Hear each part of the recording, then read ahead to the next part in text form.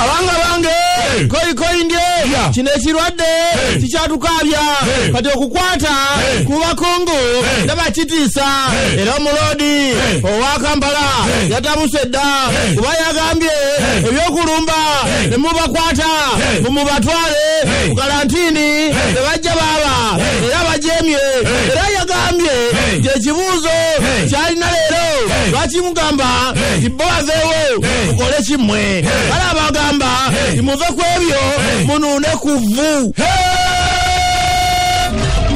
Okera nibisanga wano umanya amawulire agasukkulumye mu gannaago mu mbeera eyo tugamba bitabuuse.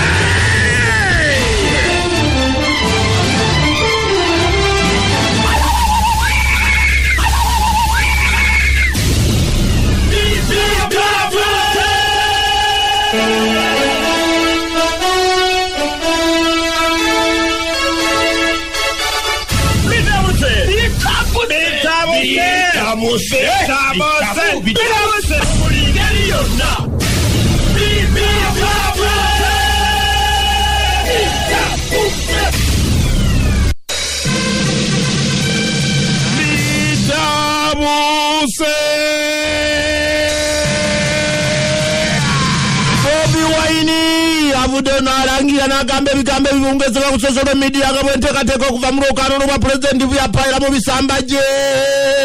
ze ngambye okwesimba kwa pulezidenti nteekwa okulumbisa ekijja kijje tewali asobola kunyimiriza embeera ya covid n'ebiragiro ebyaweebwa munnanga abantu bawulira bino nga babivaako dda babisambajja kaakati beekolera byabwe n'abantu abaggulawo ne batandika okubanga bakola ebiragiro ebabawa obukwakulizo babuvaako dda kati batunula kyamuli ekintu kino kyeraliikiriza nnyo ab'ebyobulamu omu n'abyokwerinda ne bagamba bannange muddeyo ku biragiro bino si kyo ba pulezidenti bw'anaddamu n'awulira ebigambo ebyo nga bikyali awo abalwadde beeyongera n'abasawo beeyongedde okulwala twafunyeyo abasawo abalala abalwadde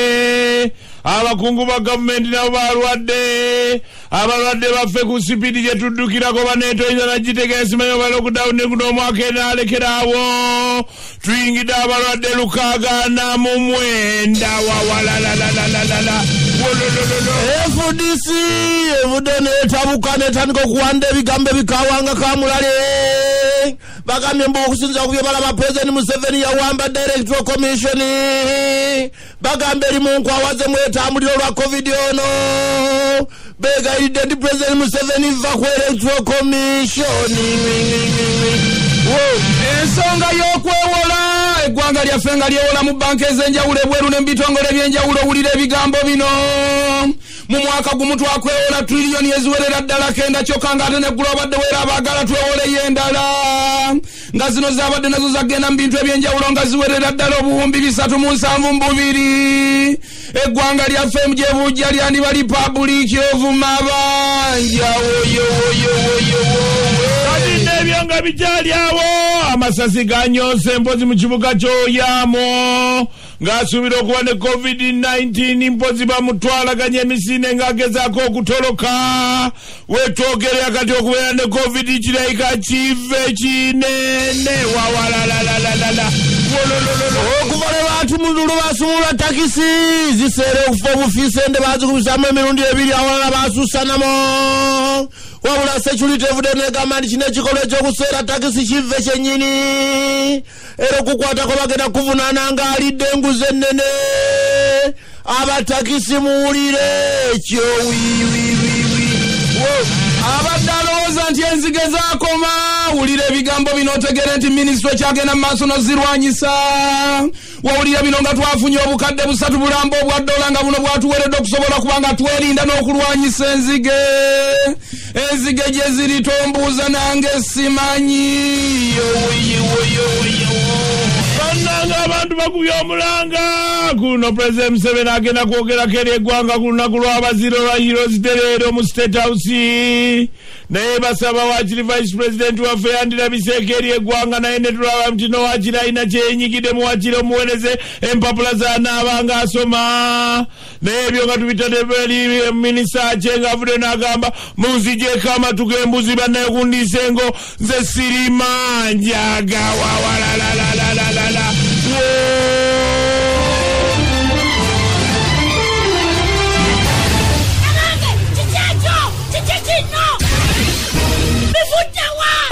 Ubyogereko ebisanga wano mu bisanga wano tukasanzeeyo Kabanja kinaye Chochi yalete ennaku abanja eggwanga lyaffe munange mu mwezi gumu gwokka twakola trillioni 9 era nga waliwo olunaku lw'okula abadde balabiseekera mu kakiiko ka paalamenti ak'ebyensimbi nga basaba okuleka nti twewolayo obuwumbi 372 zigende mu bitongole ebyenjawulo. Kino kituleetedde ebibuuzo okwebuuza nti abatuwola tebakoowa bo abatuwola tubasingira ki? Kyagenza okubalirirwa nga bajeti yaffe ey'omwaka 2022 eri mu buwumbi emitwalo 4 n'ekitundu kyokka ebbanja litubanjibwa essano tuli mu buwumbi emitwalo 4 kitegeeza nti ebbanja ddene okusinga ku bajeti yaffe ey'eggwanga Republic of Mabanja maaso eyo. Nze mmanyi jajja Museveni ajja sobola okukwasaganya ensonga eno. ekirungi mu ssente zaffe tugenda tutandika ozikolera wano ekyo mukyesibawo sente zaabwe ekyo kino mukisaagiddemu nedda si mukisaagira muka tukikolere ekitukwate ezaffe tusasula ebbanja tugenda kwewola paka ddi paka nga Yesu Kristo akomyewo anadda ddi yabagamba kudda anayagalira ali kumpi kati ebyo ebitanze okulaga mbu akomawo abange embeera etabuse His Excellency nedda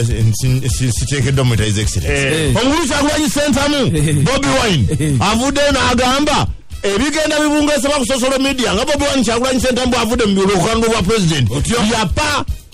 basi bako matuka angulu wekundiisani benna mugongo